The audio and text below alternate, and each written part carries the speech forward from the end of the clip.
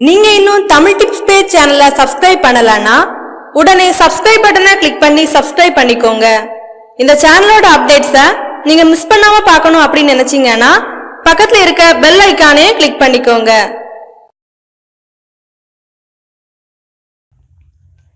சப்போட்டா பழம் சாப்பிடுவதால் கிடைக்கும் நன்மைகள். தித்திப்பான சப்போட்டா பழம் பல சத்துக்கள் நிறைந்தது. குறிப்பாக இப்பழத்தில் உள்ள சில சத்து பொருட்களும் வைட்டமின்களும் இரத்த நாளங்களில் கொழுப்பு படிவதை தடுக்கும் சிறப்பு தன்மை கொண்டவை.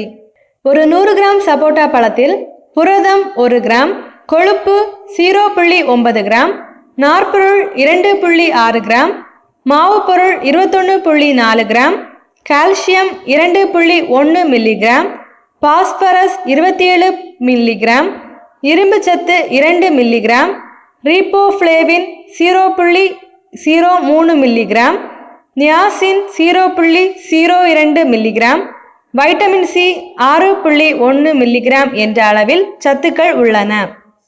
சப்போட்டா பழத்தில் உள்ள சில சத்து பொருட்களும் வைட்டமின்களும் இரத்த நாளங்களை சீராக வைக்கும் குணம் கொண்டவை. இவை இரத்த நாளங்களில் கொழுப்பு படிவதை தடுக்கும். கொலஸ்ட்ரால் பிரச்சனை உள்ளவர்களுக்கு சப்போட்டா ஓர் இயற்கை மருந்தாகும். இதயம் சம்பந்தமான கோளாறுகளில் இருந்து பாதுகாக்கும் தன்மையும் சப்போட்டா பழத்துக்கு உண்டு என்று ஒரு ஆய்வு தெரிவிக்கிறது. சப்போட்டா பழச்சாறுடன் தேயிலை சாறும் சேர்த்து பருகினால் இரத்த பேதி குணமாகும். தூக்கமின்மையால் அவதிப்படுகிறவர்கள் இரவில் படுக்கைக்கு போகும் முன் 1 டம்ளர் சப்போட்டா பழக்கூழ் குடித்தால் ஆழ்ந்த உறக்கம் உண்டாகும்.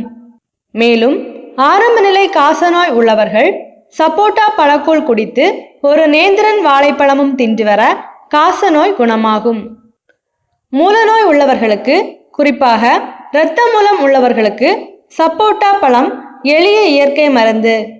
மேலும் பித்தத்தை போக்கும் குணம் சப்போட்டாவுக்கு உண்டு. சப்போட்டா பழத்தை தின்று பின்னர் 1 தேக்கரண்டி சீரகத்தை நன்கு மென்று விழுங்கினால் பித்தம் விலகும். பித்த மயக்கத்திற்கும் இது நல்ல மருந்து. சப்போட்டா கூழுடன் சிறிது சுக்கு, சித்திரத்தை, கருப்பட்டியை பொடித்து இட்டு நன்கு காய்ச்சி குடித்தால் சாதாரண காய்ச்சல் குணமாகும். சப்போட்டா பழத்தை அடிக்கடி சாப்பிட்டு வருபவர்களுக்கு குடல் புற்றுநோய் ஏற்படாது. இதில் கால்சியம், பாஸ்பரஸ் போன்ற கணிசமான சத்துக்கள் இருப்பதால் இது எலும்புகளை வலுப்படுத்தும். சப்போட்டா கூழுடன் எலுமிச்சை பழச்சாறு சேர்த்து பருகினால் சளி குணமாகும். மேலும் சப்போட்டாவை அடிக்கடி சாப்பிட்டு வந்தால் மேனியை பளபளப்பாக வைக்கும். தினமும் 2 சப்போட்டா பழங்கள் சாப்பிடுவது நல்லது. இந்த வீடியோ உங்களுக்கு பிடித்திருந்தால் வீடியோவை லைக் பண்ணுங்க, உங்கள் நண்பர்களுடன் பகிர்ந்து கொள்ளுங்கள். இந்த வீடியோ பற்றிய உங்களது கருத்துக்களை மறக்காம கமெண்ட் பண்ணுங்க.